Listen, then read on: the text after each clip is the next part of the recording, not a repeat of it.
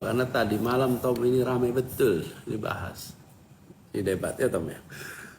Kelihatannya begitu. Jadi terus kita ketemuan dah malam ini. Sesudah itu ketemuan yuk kita ngobrol sekalian nih sama teman-teman Kebetulan semua. juga dekat-dekat sini ya tadi, jadi nggak terlalu jauh. Tom, gimana debat tadi malam? Gimana ceritanya tuh? Di mana Luar waktu biasa, pas luar debat? biasa, luar Pas debat biasa. lagi ada di mana Tom? Saya lagi di Transmedia Tower di lounge-nya CNBC dan CNN Indonesia. Dengan narasumber-narasumber yang lain, ya kan? Jadi komentator ya? Komentator di CNBC. Tapi kan komentarnya baru di ujung setelah udah mayoritas daripada debat udah selesai ya, sebelum closing statement. Dan jadi ada lounge di lantai dasar dengan semua narasumber yang lain dari 02, 03 ya. Terus ya itulah. Tapi pertama saya mau ucapkan selamat secara publik, secara privat sudah ya kan.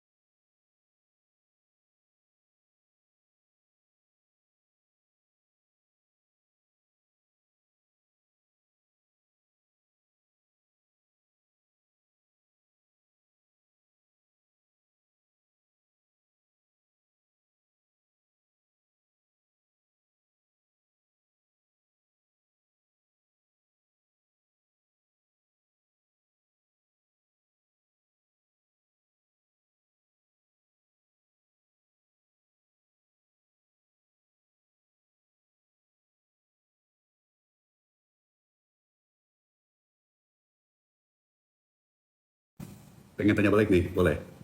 Banyak. Saya boleh apa? Anies meluk Gus Muhaimin tuh gimana tuh? Apa suasananya lagi pas gitu ya? Lagi Iya apa? kan itu baru selesai. Terus Disuruh mulai berbaris kan untuk foto. ya juga baru selesai salaman. Oh, baru selesai salaman. Ya, jadi habis salaman, tentu saya salaman sama Gus Imin dulu, kemudian salaman sama kanan kiri ya. Iya. Kemudian setelah salaman itu, saya itu seperti saya bilang, saya ini bangga, bersyukur betul, senang sekali. Jadi, saya peluk dia. Dan saya peluk Gus Imin tuh, weh, Rupanya kita saking semangatnya, nggak sadar pula goncangannya susu gitu. Jadi ketika kita pelukan nomor satu, agak lupa kalau itu tengah panggung. Ya, nggak Ya, excitement. nggak sadar kalau tengah panggung. Terus yang kedua, kita Excitement. semuanya semangat sekali. Tapi saya senang sekali, saya bangga, saya bersyukur, dan bersyukurnya juga itu karena apa? Satu, Gus Imin itu mendapatkan provokasi-provokasi relax Betul. dan jawabannya sekali. bagus. Betul sekali. Kemudian menjaga kehormatan diskusi. Jadi I'm just very proud of him. Absolutely. So I Absolutely. give him a hug, and it was a spirited hug. Haknya penuh semangat. Dan kira-kira sejam sesudah itu, saya baru tahu, diberitahu bahwa itu di Amerika adalah National Hugging Day. Oh. Ya, 21 Januari What a adalah. coincidence. I know, it's perfect coincidence. Jadi, Mantap. gitu ceritanya. Dan saya juga nggak sadar kalau ternyata itu masih kamera semua masih on. Bikinnya udah off semua ya. Ternyata masih nyala.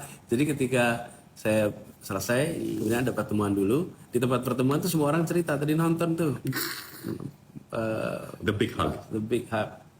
But Mantap. you know, saya bangga dan kita senang. Itu alamiah aja, nggak direncanakan juga. Iya. Kelihatan banget sih itu Nggak spontan direncanakan. spontan dan energi gitu ya. Like Tapi emang gitu sih. saatnya. Kita ini the moment. ya, In the moment. So, lebih baik apa adanya. Justru saya melihat ya, di dalam proses politik seperti sekarang, keapa adaannya itu yang akan bisa membuat masyarakat menilai kita, menguji kesamaannya dengan baik. Jadi kekuatannya ada pada keapa adaannya. Itu bahasa sederhananya otentik. setuju banget. Nah, kadang-kadang kalau di wilayah begini seringkali terlalu Dia rekayasa. kosmetik. Oh, iya, setuju Kasih banget. make up. Setuju. Nah, makanya Setuju banget. kita jalani aja, termasuk ngobrol begini. Iya. Ya, bisa diceritain nggak Pak awal pertemuan dengan Tom? Oh, oke. Ceritain ya. Ayo, silakan. Mari. Jadi waktu itu 2005 ya Tom ya? Yep. 2005 saya pertama kali ketemu dengan Tom. Waktu itu Tom juga baru relatively beberapa tahun memulai sebuah, kalau bahasa sekarang, startup ya, mulai usaha baru ya di bidang private equity fund. Betul, bidang investasi. Kemudian saya baru pulang dari selesai belajar di Amerika Serikat. Kemudian kita ketemu, kita ngobrol dan sering berdiskusi. Lalu langsung klop tuh. Jadi Satu dari frekuensi. mulai pertemuan pertama kita udah merasa gagasan kita serupa, idealisme kita sama, dan kita memiliki mungkin vocabulary yang sama. Bahasa vocabulary itu dalam artian urusan Kamus gitu ya. kamusnya kira-kira sama. Kamus kita sama gitu ya. Lalu ada kesamaan, dan sesudah itu intensif, kemudian sering ngobrol, sering diskusi, sering tukar pikiran, terus berlangsung terus menerus. Dan satu hal yang nggak berubah dari Tom ini, selalu bawa tas isinya semua peralatan di situ. Lengkap. Dibangga nih sekarang itu. Ada nih. Ada Tom, dong, begini, Tom. pasti. Apa? Ini Nggak dari mungkin. saya bertemu pertama kali. Nah, lihat ini. Nih. Ini tas ini nih, kayak begini nih. Ini dari mulai ketemu pertama 2005 sampai sekarang. Ini nggak akan pernah berubah. Kemanapun ini semua barang ada di sini. Betul ya, Tom? Siap. Semuanya ada. Laptop ada. Obat-obatan. Obat-obatan ada. Alat apapun ada. Gadget. Ini. Gadget. Dia mau jadi orang pribadi, mau jadi menteri, mau jadi bawa sendiri itu tasnya. Ya, Tom ya? Nggak akan ada Jadi beda. guyonan kabinet kan, tas Doraemon. Tas Doraemonnya si Pak Tom. Makanya kalau perlu apa-apa, ya kan, perlu obat apa, ya kan, perlu power bank, perlu kabel untuk nge-charge, Swiss perlu, Army knife. ya ada yang harus digunting, ya kan, harus ada yang digunting, Semuanya ada. Semuanya ada. Jadi ya nggak tahu ya, itu udah kebiasaan lama. Saya suka cerita itu gara-gara almarhum ayah yang dokter. Ya saya nggak tahu praktek dokter sekarang ya, tapi dulu kan kalau kita ingat dokter itu selalu bawa tas dokter. Itu ada jarum suntik, ada stetoskop, ada apa balutan, ya kan. Jadi apa kalau tiba-tiba dia lagi naik pesawat terus ada orang kena serangan jantung, dia udah siap, ya kan. Jadi ayah saya dulu seperti itu, mungkin apa terinspirasi dari situ ya. Ya. Melihat, wah ini hebat sekali ya, bisa apa siap setiap saat untuk semua. Apalagi ya, kalau dokter lebih gila lagi karena kan mainannya nyawa, pertaruhannya nyawa gitu ya. Kalau kita kan cuma ya apa gadget atau keperluan yang sederhana ya. Baspil isi tas Pak Tom. Lo kan udah beberapa kali di podcast. Jadi tapi memang begitu. Jadi tahun saya 2005, jadi kalau sampai sekarang itu sudah 19 tahun. Betul teman? Betul. 19 tahun kita bareng, bahkan keluarga kita pun dekat. Jadi bukan cuman saya aja, Ferry sama Siska. Ferry sama Siska kita dekat, dan itulah our friendship selama ini. Pak Tom dulu penyiar radio atau pengisi suara ya? Suaranya kok bagus. Waduh, suruh nyanyi lagi. Teman-teman, apa seperti Pak Anies dan keluarga mengetahui, ya, sekalipun saya disuruh nyanyi untuk menyelamatkan nyawa dari diri saya sendiri, saya tetap nggak bisa nyanyi. Ya, jadi itu satu bakat yang benar-benar saya nggak punya. Ya, mohon belas kasihannya bukan ke saya, tapi kepada teman-teman yang lagi live sekarang. Jangan pernah disuruh mendengar saya nyanyi karena itu akan trauma besar. Ya, tuh akan trauma, jadi hati-hati tuh. Ya, nih.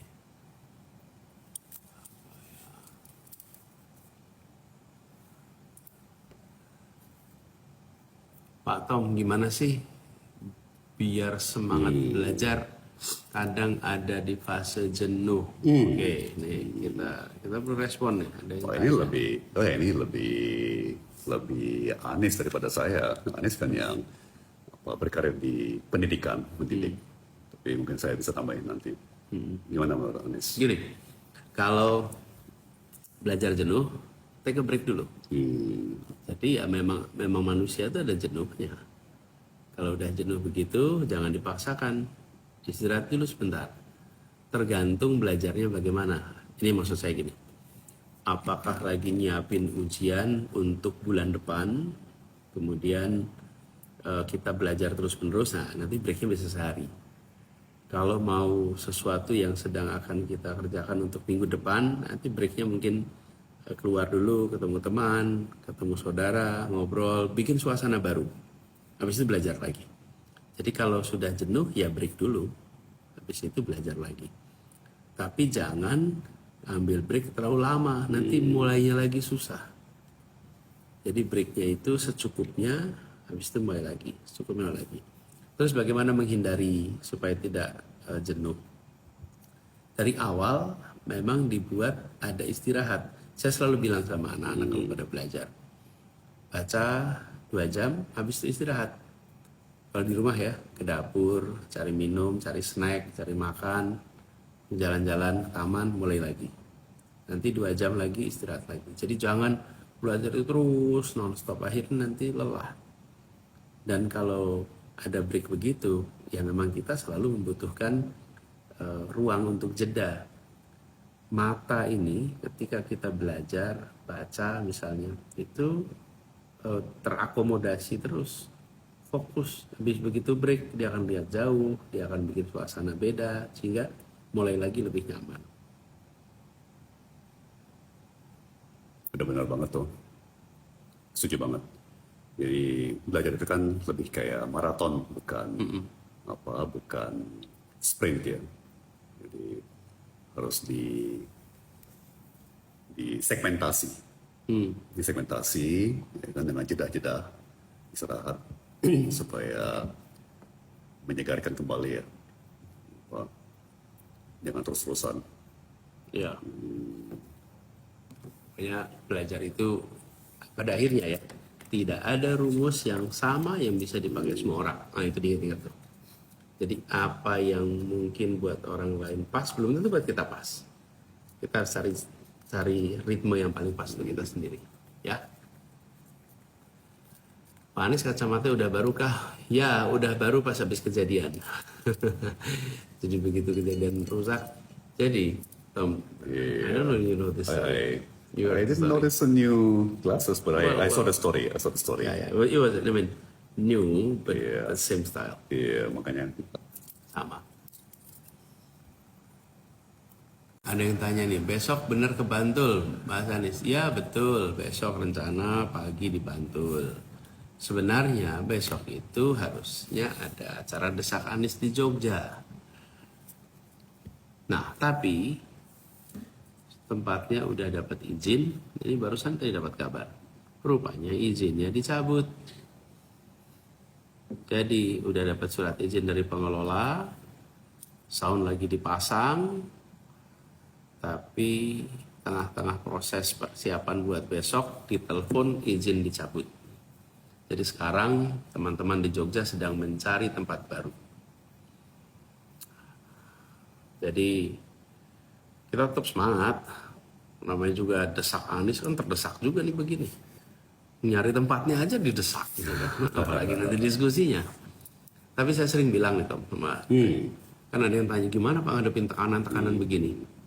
Saya bilang seberat-beratnya tekanan yang kami hadapi itu masih lebih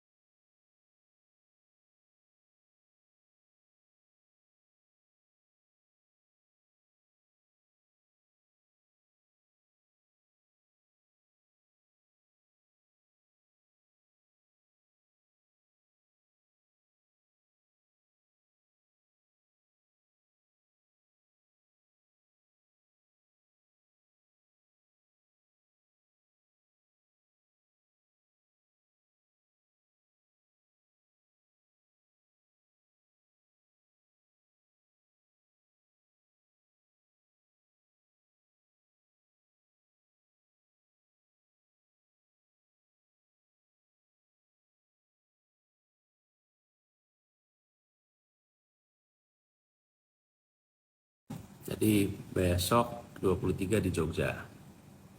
Lalu 24 di Cilacap dan Brebes. Lalu tanggal 25 di Ternate. Wow. 27 Banda Aceh, Pekanbaru. 28 di Bandung dan Purwakarta. Lalu tanggal 30 di Tegal. 31 di Pamekasan dan Bangkalan, Madura. Tanggal 1 di Padang Sidempuan dan Deli Serdang.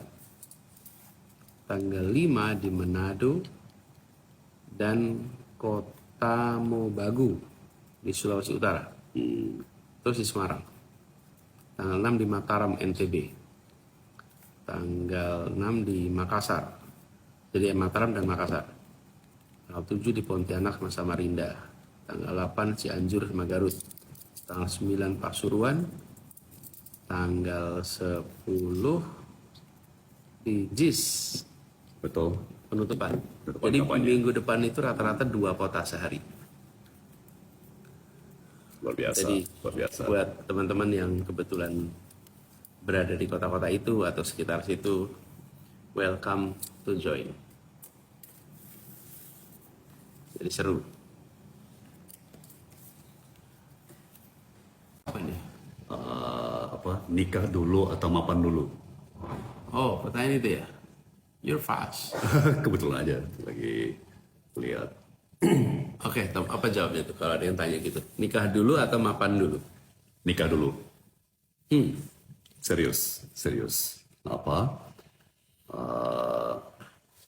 Bagi saya sih jelas banget ya. Tidak ada momen, tidak ada saat yang tanda kutip sempurna untuk menikah. Ya. Jadi kalau dipatok gitu ya, saya harus punya uang segini dulu atau saya harus mencapai jenjang segini dulu, apakah di perusahaan atau di organisasi, itu jangan saya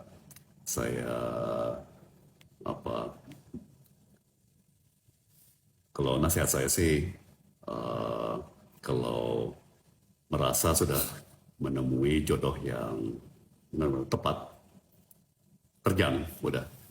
Iya, Jangan, ya. saya juga merasa begitu. Gini, pertama definisi mapan. Kapan mapan itu terjadi? Betul sekali. Ya kan, Betul sekali. kita Very sekarang true. merasa Betul. kita merasa udah mapan, lihat orang lain, wih ternyata saya belum mapan. Betul, Ini terus itu. Betul. Jadi ketika sudah menemukan pasangan yang menurut kita pas, bismillah. Mulai hidup bersama dan bangun kemapanan itu bersama. Nah, itu betul. Jadi nanti tidak ada istilah suami perjuangan, istri perjuangan, sama suami sukses dan istri sukses. Karena masa perjuangan dan masa sukses dikerjain sama-sama. Betul, dan jauh lebih enteng. Jauh lebih enteng kalau punya pasangan, ya, punya istri suami, insya Allah istilahnya kan soulmate ya. Benar-benar mitra kejiwaan atau itu terjemahan bebas ya, tapi kayak pasangan sejiwa gitu ya, dan berjuang bersama. Tadi yang Pak Anies bilang, membangun kemapanan, kesejahteraan bersama, membangun keluarga bersama, itu sebuah feeling yang nggak ada bandingnya ya. Jadi, tapi sekali lagi dengan asumsi memang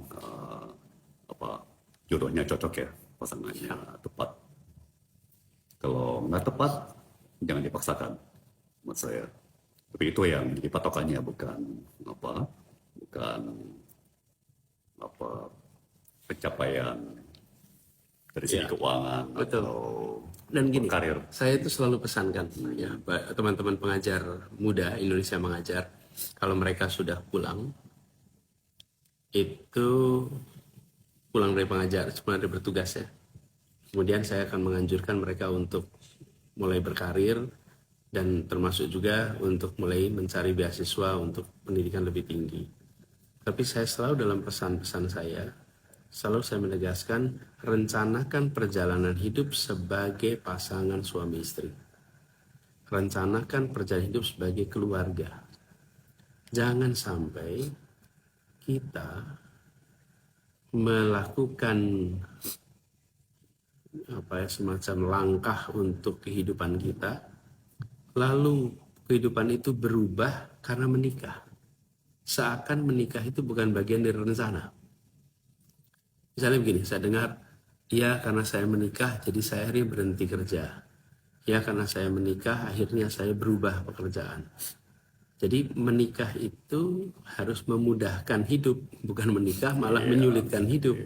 Tapi itu semua mulainya dari perencanaan. Jadi saya sering bilang pada teman-teman yang baru pulang nih habis mengajar setahun, mereka kan ketika jadi pengajar muda di Indonesia Mengajar itu mereka belum menikah, syaratnya belum menikah. Nah, pada saat itu saya bilang merencanakan masa depan dengan satuannya.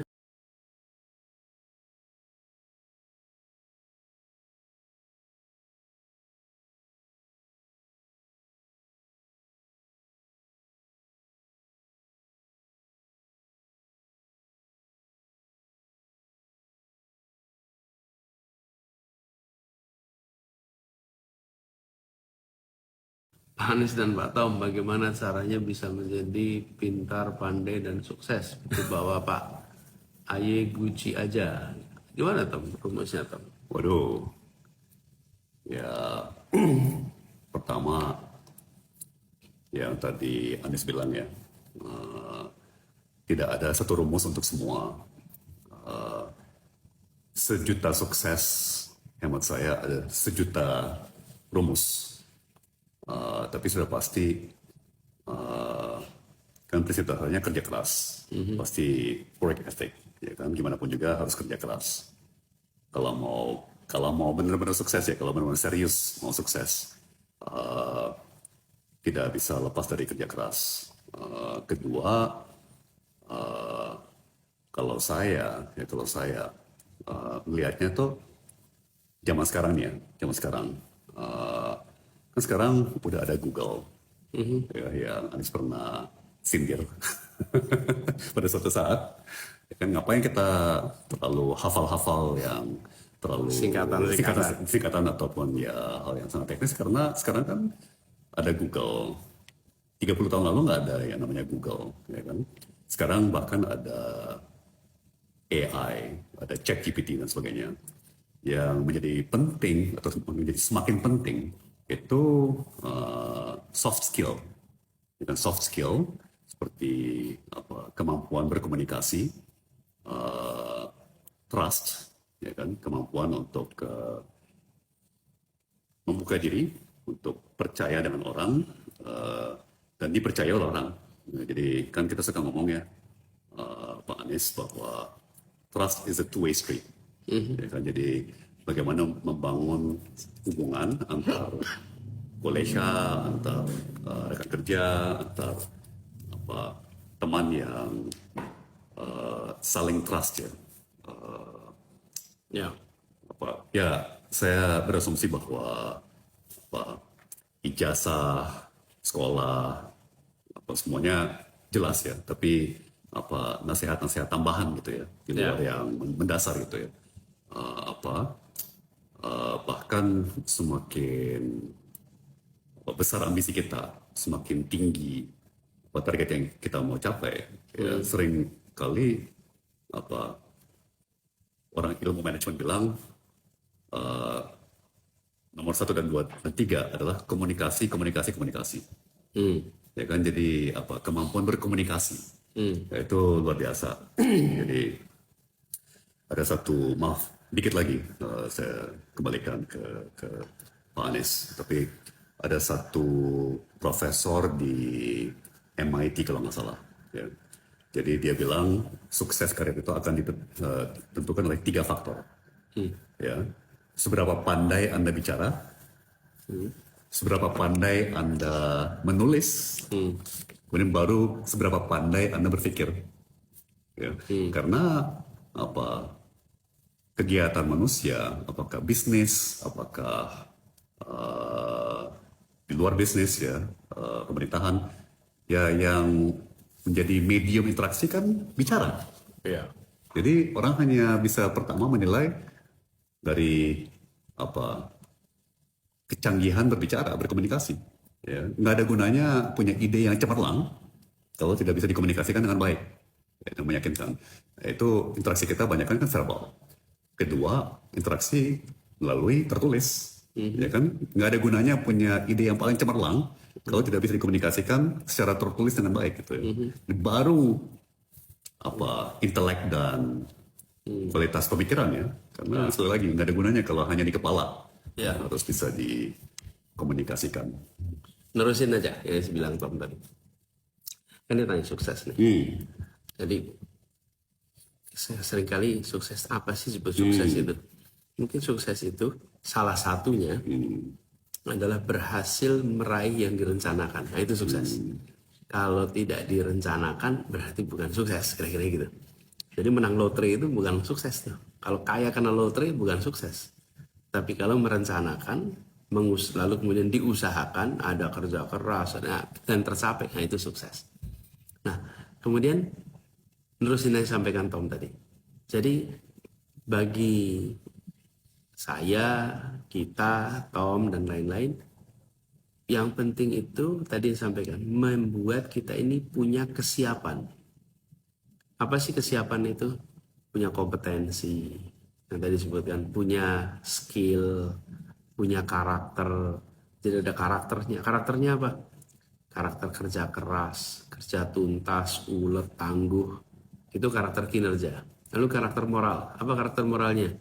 Jujur, berintegritas, rendah hati, menghormati orang. Itu karakter moralnya. Punya kompetensi, punya skill. Itu unsur kesiapan. Lalu ada satu lagi yang disebut kesempatan. Nah, kesempatan itu di luar kendali kita. Sebagian kesempatan kita nggak bisa atur. Kalau kesempatan itu terbuka di depan kita, tapi kita tidak punya kesiapan, maka nggak jadi sebuah peluang yang bisa dimanfaatkan. Karena kita tidak punya kesiapan. Di sisi lain, kalau punya kesiapan nggak ketemu kesempatan, nah itu bisa bikin frustasi juga tuh.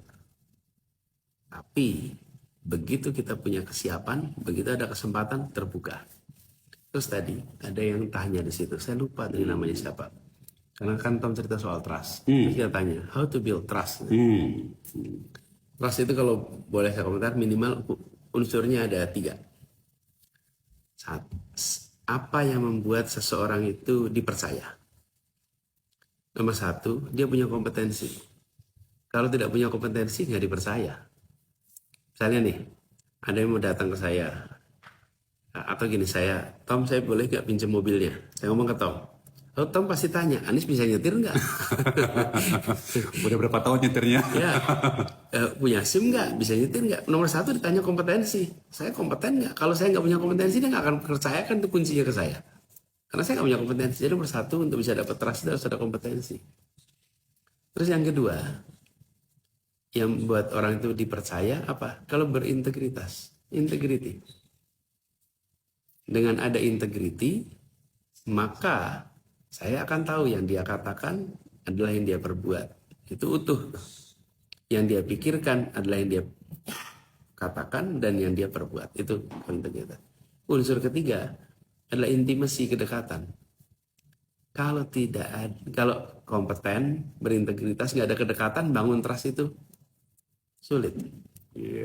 Nah, jadi 3 pembentuknya. Kompetensi, integritas, sama kedekatan. Lalu apa yang membuat trust itu turun? Yang membuat trust itu turun apa? Self-interest. Self-interest. Jadi kalau punya self-interest, itu pasti akan ngalamin masalah tuh. Karena self-interest itu yang mengurangi. Jadi kalau saya buatkan rumus nih, buat rumus ya, itu kompetensi tambah integritas tambah kedekatan, kemudian minus self-interest atau Selfish. kepentingan pribadi. Nah, So ini true. saya terus di So kertas true. nih. Benar-benar kebaca. Ini gimana bacanya? Kita gini. Jadi trust itu sama dengan kompetensi kompetensi plus integritas plus kedekatan minus self-interest. Nah, kalau orang self-interestnya besar sekali, maka nilai trustnya tuh tergerus. Kompetensinya tinggi, integritasnya tinggi, kedekatannya, tapi self interestnya tinggi, turun tuh angkanya. Tapi nol juga nggak mungkin self interest itu nol. Terus imbang aja. Nah, self interest itu harus bisa sejalan dengan public interest. Kalau self interest sejalan public interest, maka jadi ini kira-kira pembahasan soal trust dan pembahasan soal sukses. Teman-teman udah malam, kita bisa ngobrol terus pasti. Kita bisa terusin sampai malam. Tapi besok kita harus ada kegiatan. Saya besok berangkat ke Jogja. Jam 6 pagi akan berangkat. Dan ini masih ada satu pertemuan malam ini. Jadi masih ada satu pertemuan lagi, baru besok pagi berangkat ke Jogja. Doakan agar semuanya lancar. Dan sebelum kita akhiri, mungkin Tom, do you wanna say a few words?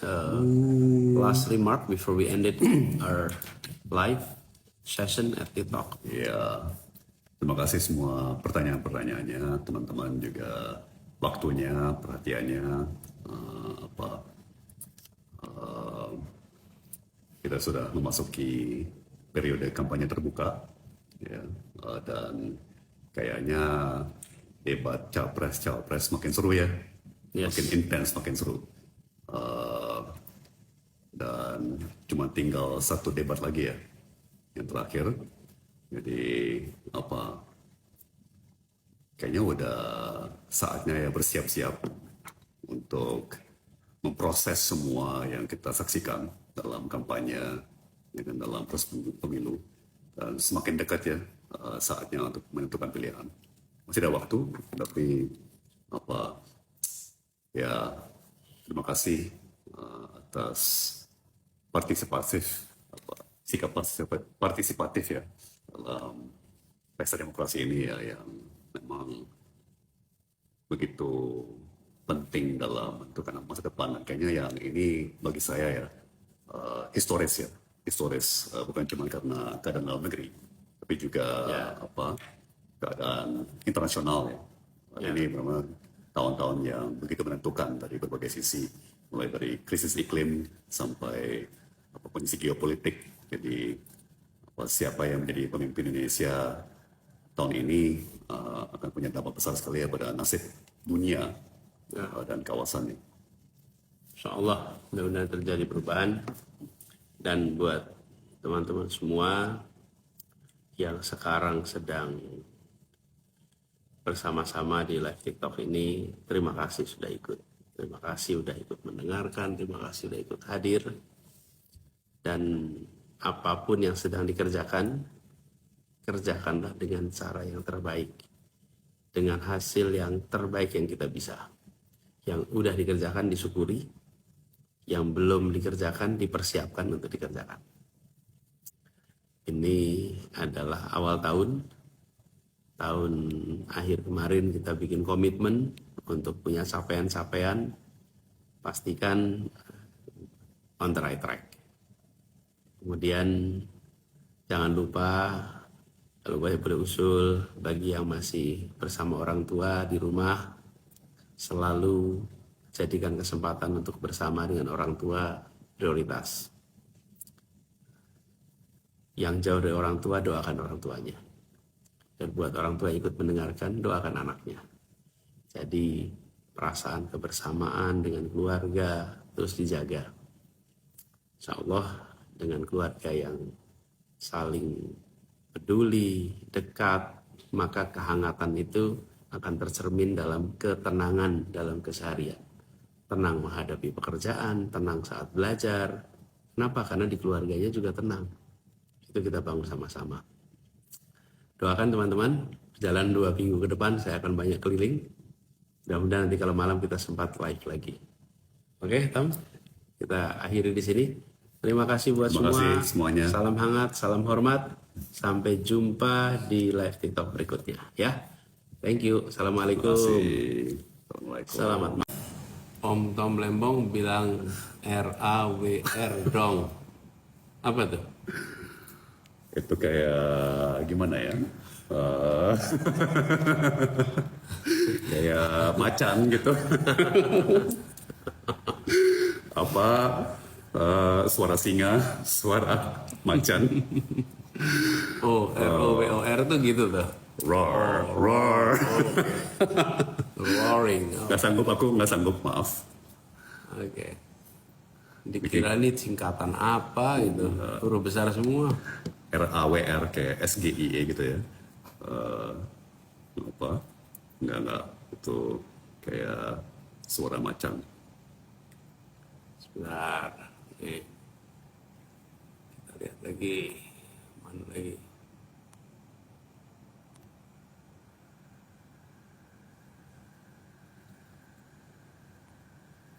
Ada yang minta Ke Malang dong. Ya, insya Allah nanti ke Malang juga.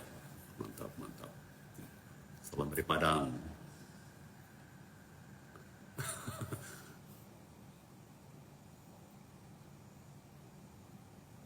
Aduh, Apa itu? Langsung merah mukanya. Memang. Juicy. merah terus sekarang.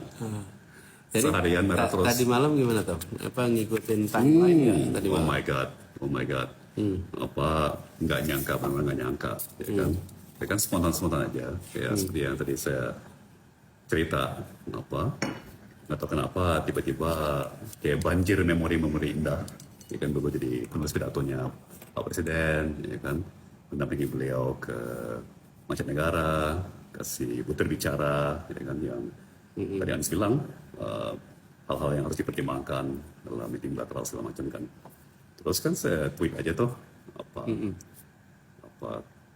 mengenang saat-saat saya bersama Pak Presiden di Washington DC.